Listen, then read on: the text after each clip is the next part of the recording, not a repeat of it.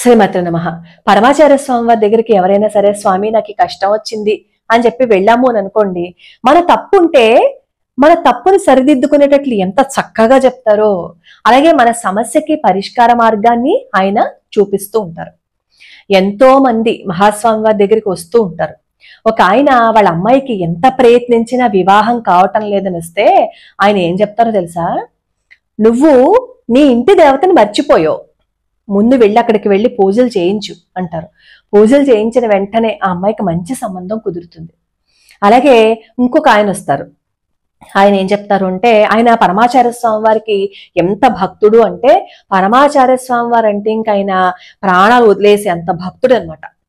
ఈయనేమో స్వామివారి దగ్గరకు వచ్చి, స్వామి నేను ఎంతో ఖరీదైన కారు కొనుక్కున్నాను, కానీ కొన్నప్పటి నుంచి ఏదో విధంగా చిన్న చిన్న ప్రమాదాలు జరుగుతూనే ఉన్నాయి, నాకు భయం వేస్తోంది ఆ కారులో వెళ్ళాలి అంటే.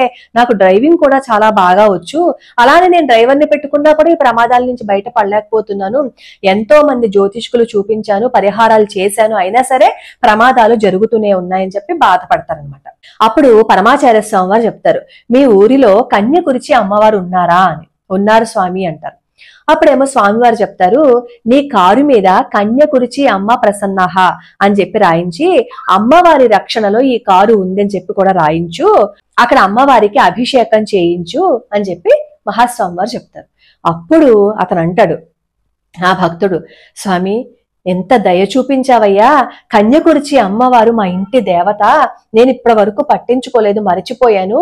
మా అమ్మ మా నాన్న ఉన్నంత కాలం ప్రతి సంవత్సరం వెళ్ళి పూజలు చేయించుకుంటూ వచ్చేవారు, నేను కాలక్రమంలో ఈ పనుల హడావిడిలో పడిపోయి మర్చిపోయాను అని చెప్పి వెంటనే వాళ్ళు ఊరు వెళ్తారు. అభిషేకాలు పూజలు అవన్నీ చేస్తారు. అప్పటి నుంచి వాళ్ళ ఇంటి దేవతని మర్చిపోకుండా ఆయన పూజలు చేస్తూ ఉంటే అసలు ఆ తర్వాత ఒక్క ప్రమాదం కూడా జరగలేదు. ఆయన చాలా సంతోషంగా ఉన్నారట. పరమాచార్య స్వామి వారు ఎప్పుడూ చెప్తారు, గ్రామ దేవతని, ఇంటి దేవతని, కుల దేవతని మర్చిపోవద్దు.